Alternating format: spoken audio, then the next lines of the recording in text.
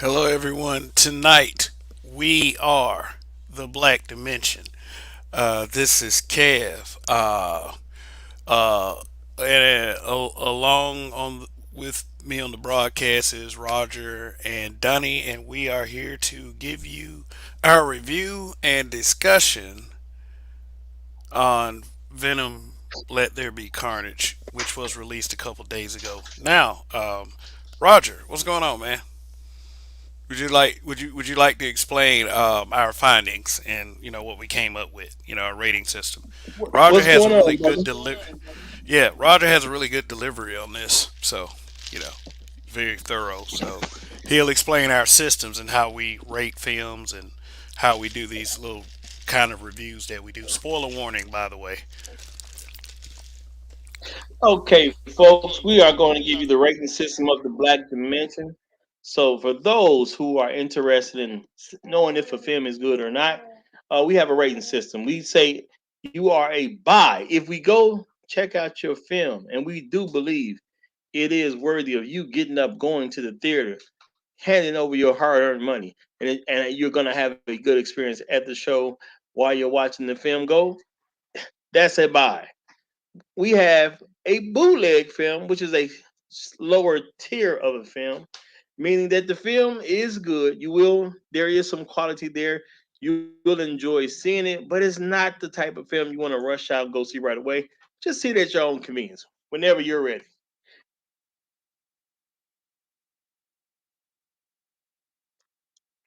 And last, we have The Bomb. The Bomb is the film that we have seen for you, and we did that so you didn't have to do that. Now, of course, we're going to try to avoid bomb films anyway, but a bomb film has no room in your life. We don't recommend you watch it at all. Ignore it. It didn't exist. It ain't worth your time. But that's the way our rating system goes here. So we're going to give a rating of the film. And then, if you want to avoid the spoilers and step out the room, you can. And then you can come on back after you've seen the film and listen to everything else we're going to say. But we're about to give our rating system for this particular film now. Okay, and let me just add one more thing to that bomb. I will recommend that you treat our criticisms like you treat anybody's criticisms.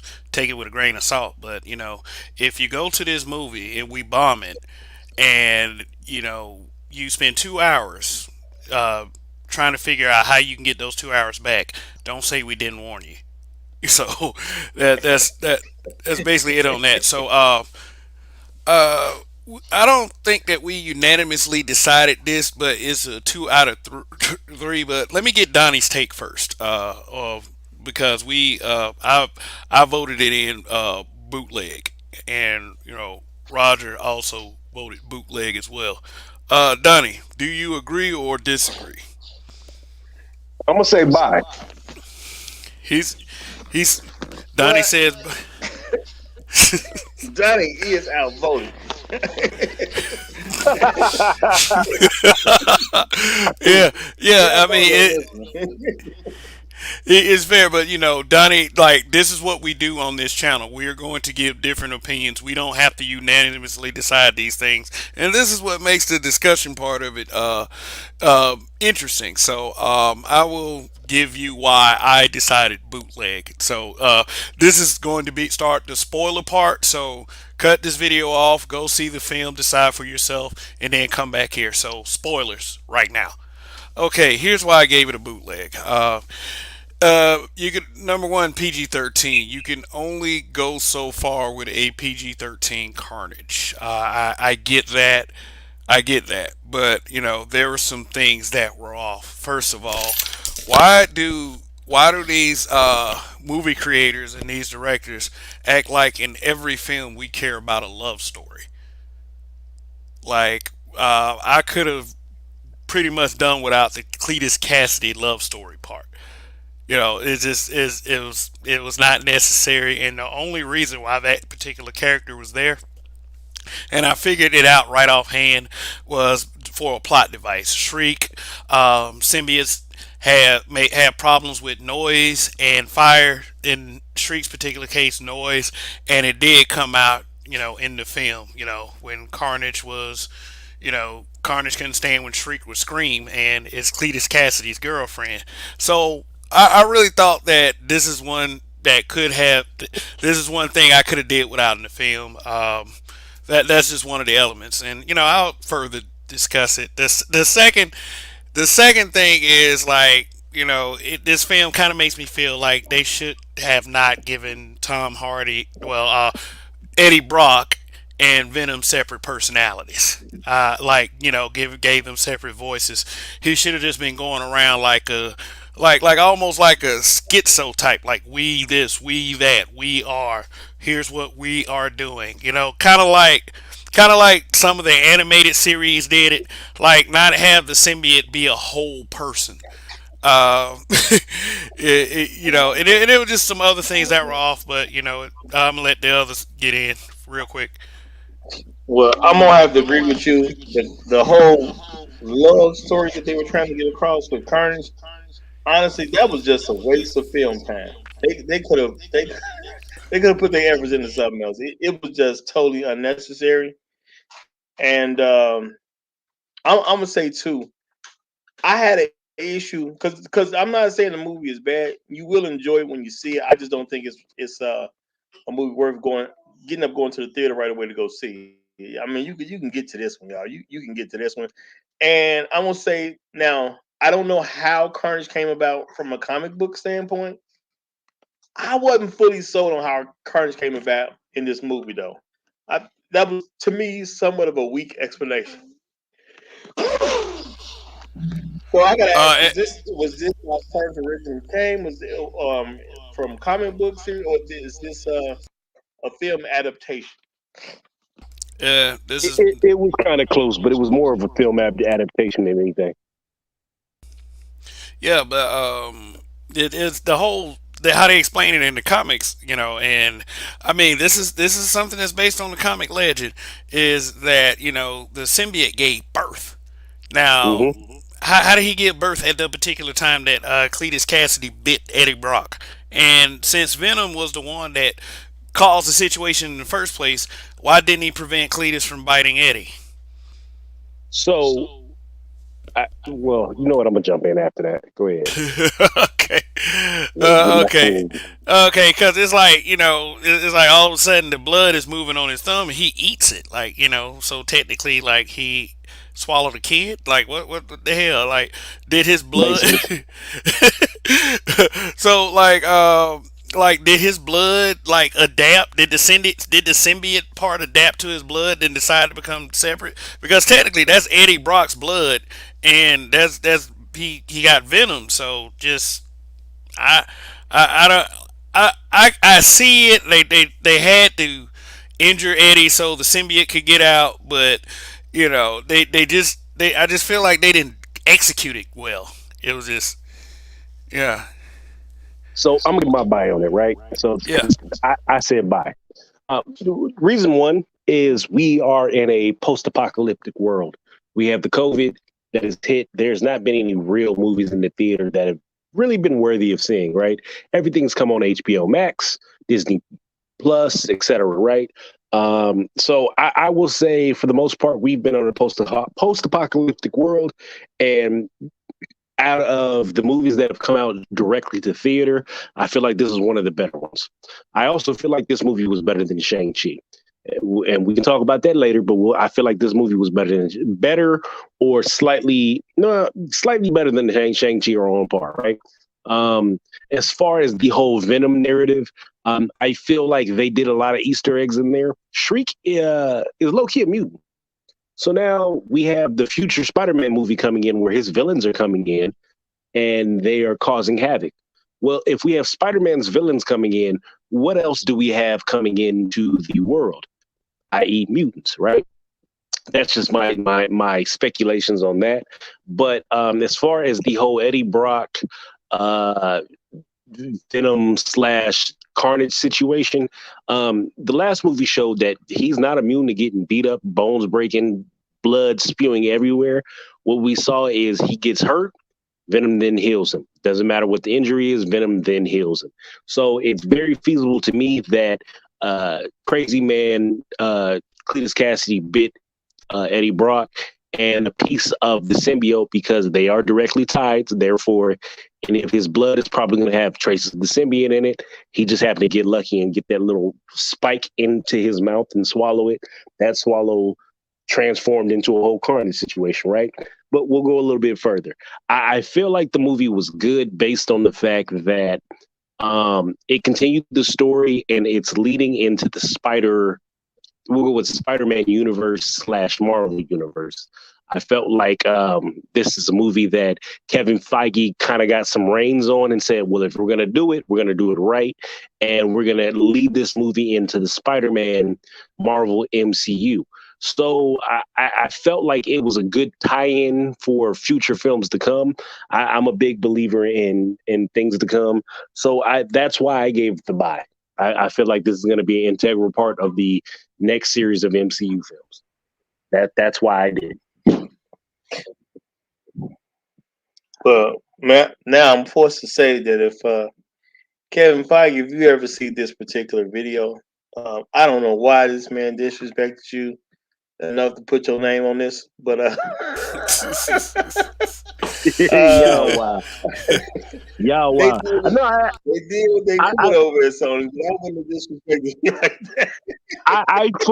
I fully expect to see Carnage in the next movie, right? Because if we're again, spoiler warning, spoiler warning, spoiler warning. You got 2 seconds. 1, 2. Okay, so if we have Eddie Brock Venom jumping into this universe, and then we have dead Spider-Man, Sam Raimi, and we have dead characters or characters that should be on ice in the other in the Amazing Spider-Man universe, I see no reason why we have no Carnage. I see no reason why we don't have a Shriek.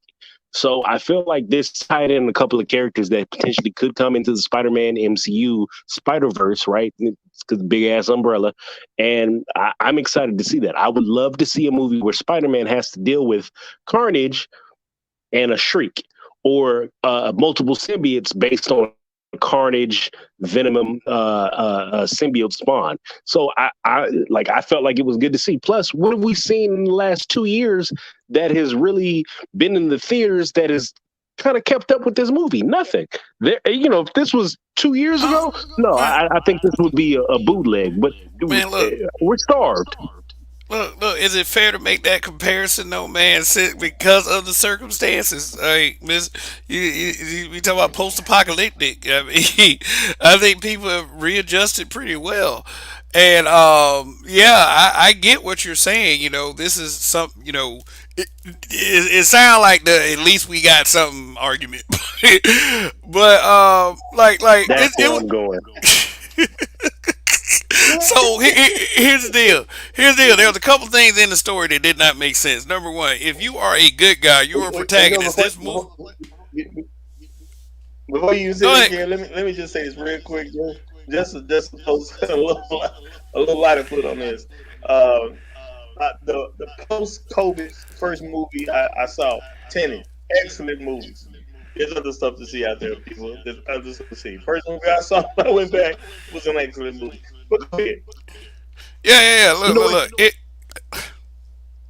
It. We can't count Tenet in. We cannot count Tenet in. Tenet was an unlucky movie that was filmed prior and was coming out, and they said, "Oh shit, it's bad out here." But what movies that were we supposed to see in the theater that went to home box office? Right? We were supposed to see Black Widow, home box office. We were supposed to see a whole bunch of stuff, home box office. Nothing in the Shang-Chi. Do you think this was worse than Shang-Chi? Look. I would say that they're probably on level. It's just that what would make Venom better than Shang-Chi is the fact that it's a more popular character. Now, it is like I said, it does have its good points. Visually, it was good. I don't agree with Carnage being bigger than Venom. I don't agree with that because the whole thing about it was Carnage is stronger than Venom. I did agree with that. The whole I felt like the Shriek plot device was lazy. I knew she was gonna try to take out Venom, but it ended up really being Carnage. So Yeah, I thought that was kind of lazy to do that because people, anybody that with a sixth grader's logic could figure that out. One thing they do break protagonist code because Venom jumps from person to person, and Venom has to understand that with Brock saying it wasn't okay to eat brains and shit, when he throws his little temper tantrum, he jumps from person to person, and those people die.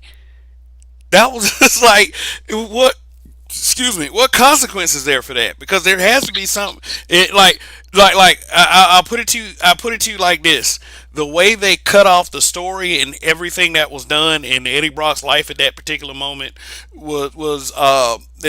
that's what actually kind of saved that logic right there. Like he was jumping from person to person, they're dying, but everything at the end, like the way they had closure within like the story of Eddie Brock from the first to the second one. Like his girlfriend Ann, she marrying the doctor, so she's pretty much finished with Eddie. From there, they had their little tearful goodbye, and I don't know where I'm gonna go. And then he goes on vacation somewhere, and then some blip happens in the sky, and he's looking at J. Jonah Jameson talk about Tom Holland Spider Man, which was the big reveal. This movie, to me, only served the purpose of having that, you know, yeah, like Donnie said, setting it up for interaction with the MCU. Just it, and I'm thinking that there's a strong, very strong possibility that Venom could appear in Spider-Man: No Way Home. Very strong possibility at this point. So I, I think he'll appear, but I think he'll be an Easter egg. I think he'll be a end credit scene or something to that effect. Excuse me. I don't think that he'll, because it's too much going on already and No Way Home from the reports I've seen. But I think that he is a setup to where he can potentially get the symbiote, and it caused some havoc because if you look at the final end credit scene, right?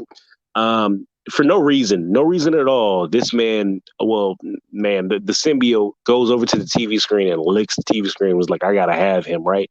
So it potentially, I see it being um, Tom Holland Spider Man getting the symbiote, living with the symbiote, figuring out the symbiote is a no no, and then it's slithering back uh, to to to Brock. Tom Hardy's character Brock, right? And being more so in control because we've always seen in the comic books when Venom got a hold of Eddie Brock, Venom was the controlling factor. So we were talking earlier about how it's a duality of personality. Venom was on steroids. He was like, "Nah, this is my body. We do what we want to do." Yeah, yeah, the we part. They were talking together in unison, even though you knew it was like Eddie then Venom. They weren't doing it. They try to do it like a self buddy kind of thing, and it just not, to me. It's just not coming off good. I wish they could have did it that way. It would have made Venom much scarier, I would say. right.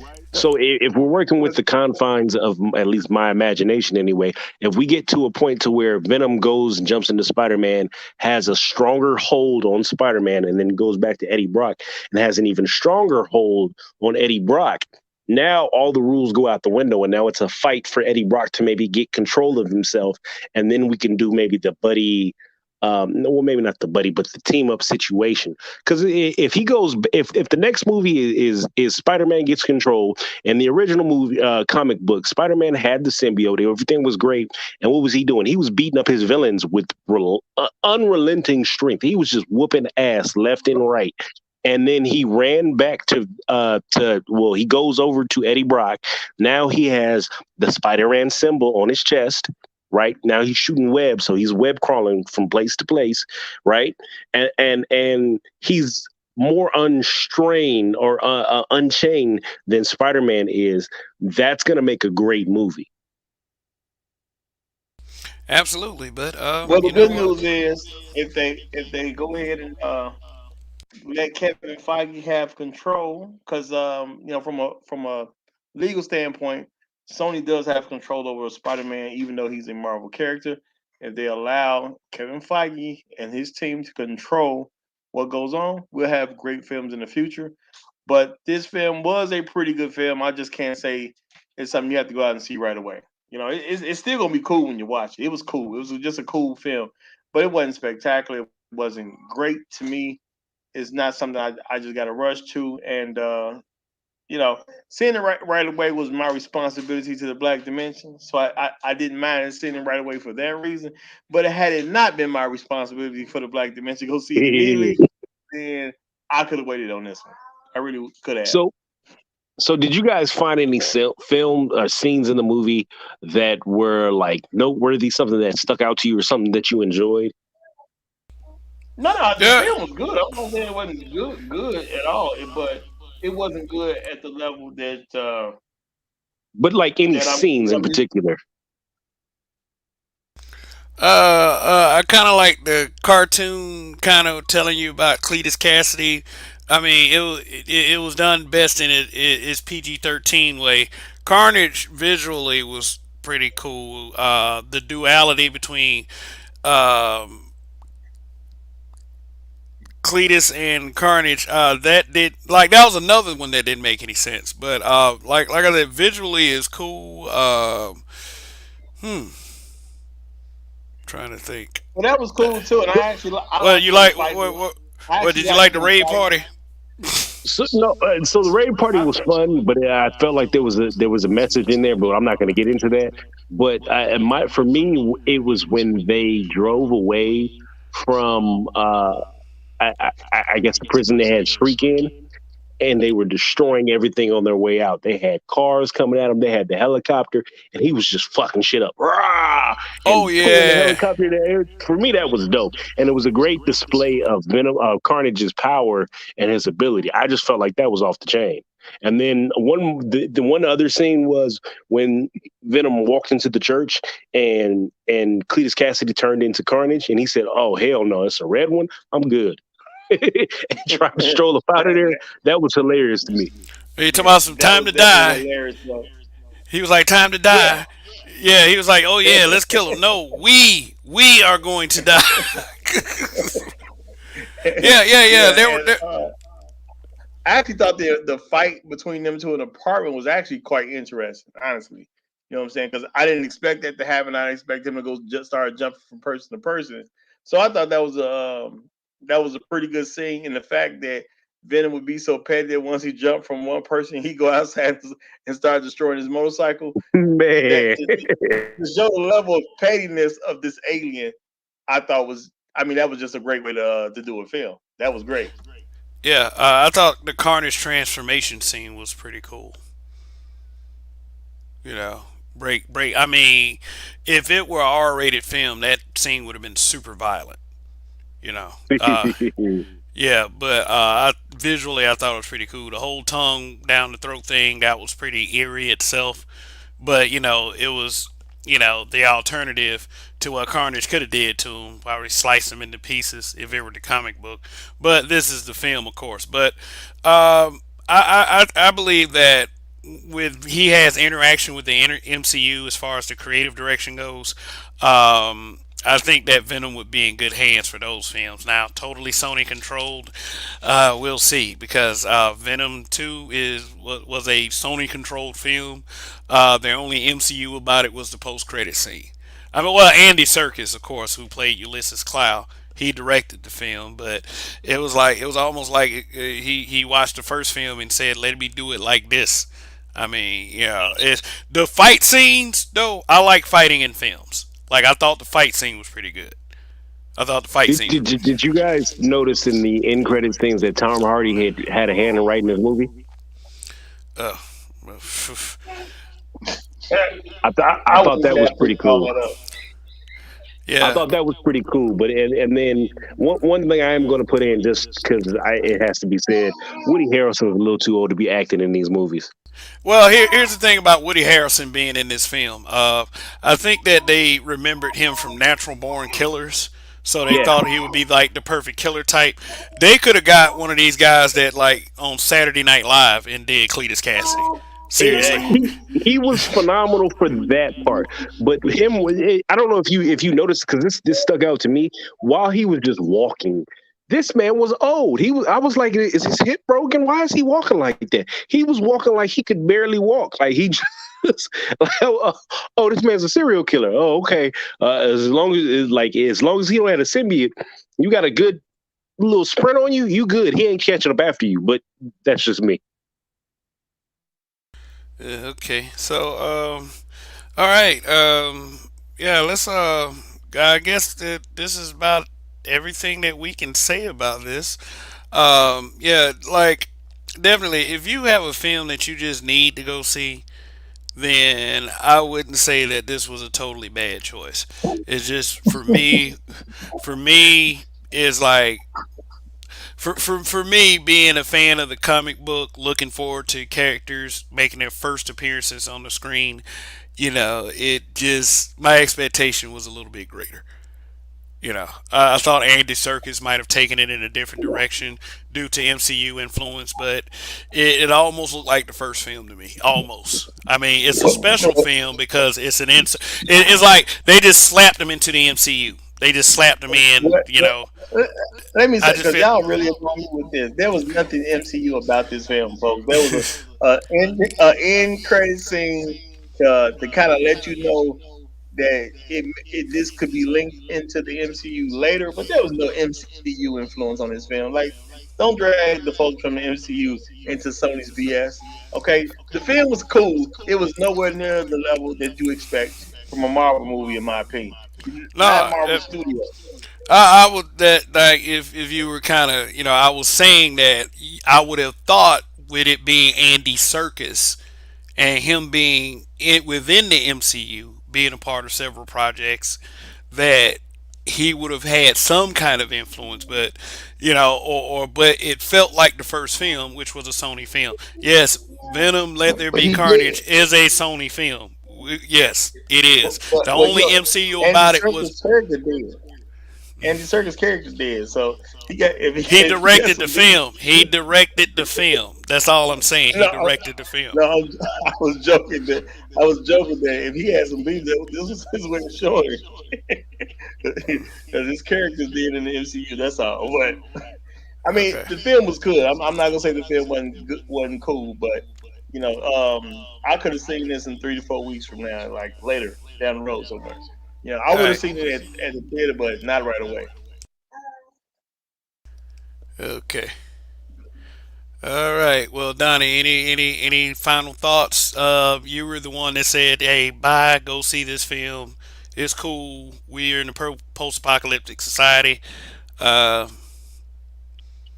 Nah, like I said, I enjoyed it. I expect Morbius to be on the same wavelength. So let's see where this goes. I'm done here. oh, okay. All right. Yeah, and yeah, Morbius definitely. Yeah, they've already shown a scene where there's a tie in there as well, but we'll just have to wait and see. Morbius is a brand new character, so hopefully they do good with it. And as I say, they did good with Venom to get a sequel. Hopefully they have the same kind of success with Morbius. So anyway, that is it for now. This is our review and discussion on Venom: Let There Be Carnage. Yes, Venom will seemingly be a part of the MCU right now, and for as a fan, looking forward to the future. But for as far as this film, for me, could have been better. For Roger, he gave you his take. He could have waited to go see it, and Donnie likes it. So whose take makes more sense? For those of you watching the broadcast, well, I wouldn't say make more sense, but who take you agree with? Because all of us make sense. All of our takes make sense. So let me go ahead and clear that up. So who take you agree with? Do you agree with Kev's take, myself? Do you agree with Roger's take, or do you agree with Donnie's take? Just let's make it interesting. So anyway, anyway. This is the Black Dimension. You have been pulled in. Hopefully, you find yourselves out of here. So, peace out.